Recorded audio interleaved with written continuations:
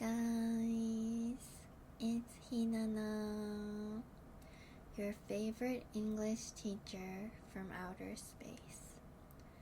みんなの大好きな英会話教師ひななだよ。Tonight, I'm going to tell you about differences between weddings in Japan and America. 今夜は日本とアメリカの結婚式の違いについて話していくよ。どこまで聞き取れるかな？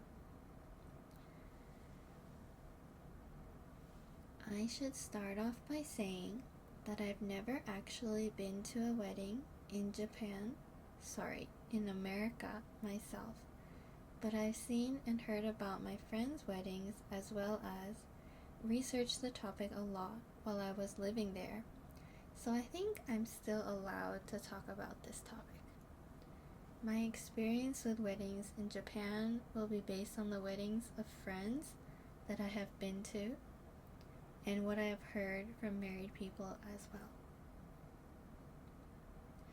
Living in America, I thought that all weddings were run the same way all across the world for some reason. At least, the part that I was most uncomfortable with seemed to be a common part of many weddings, the dancing. For whatever reason, dancing in front of everyone while wearing a corset and super heavy wedding dress is considered a traditional and core part of the wedding party. And that has always seemed so downright embarrassing and stressful to me. And why should a wedding have to be stressful like that? But it seems such a mandatory part of American weddings that I think I'd never be able to have a wedding in America. As such, I was relieved to find out that in Japan, it's not typical to dance at your wedding.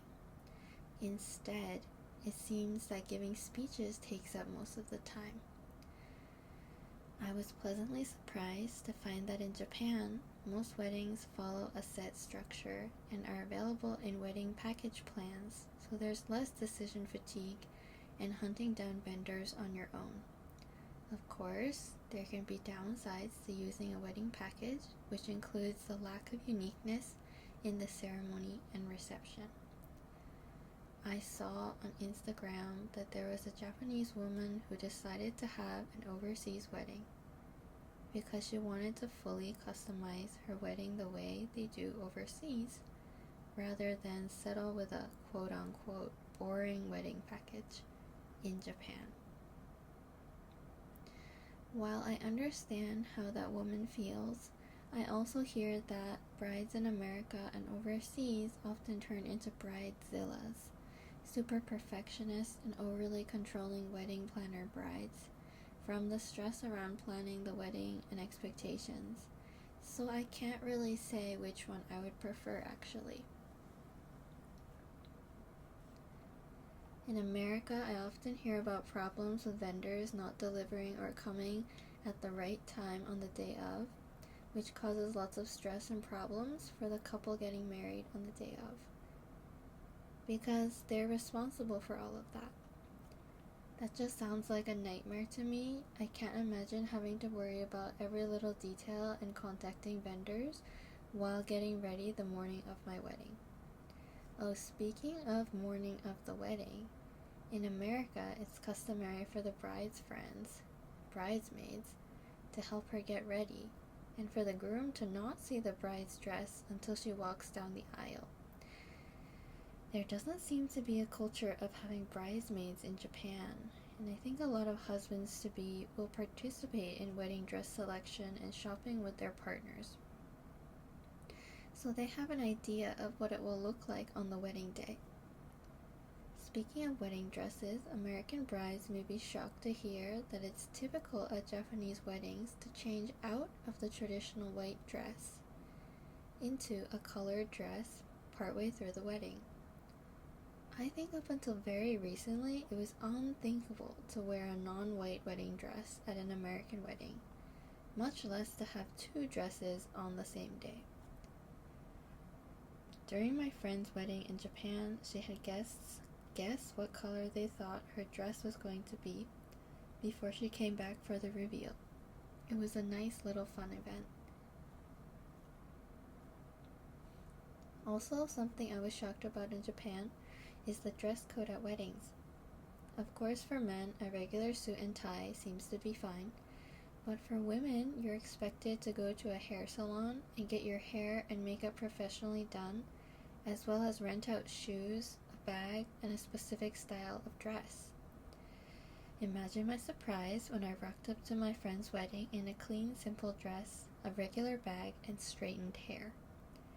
I was also surprised that you are to bring quite a sum of cash with you to the venue as a gift. I did that, don't worry. I feel like bringing cash as a gift is seen as normal in Asian countries, but not so much in Western countries. I think in America, you're supposed to bring something from the wedding registry, basically a wish list of the couple filled with items that would help them start their newlywed life. Perhaps it's the part of me that's used to the American way of doing things, but giving cash does feel a bit too straightforward. A nice thing about Japanese weddings is that they often send you home with lots of gifts and treats. My friend gave out chocolate cake, glassware, coffee, and a whole bunch of other things at her wedding.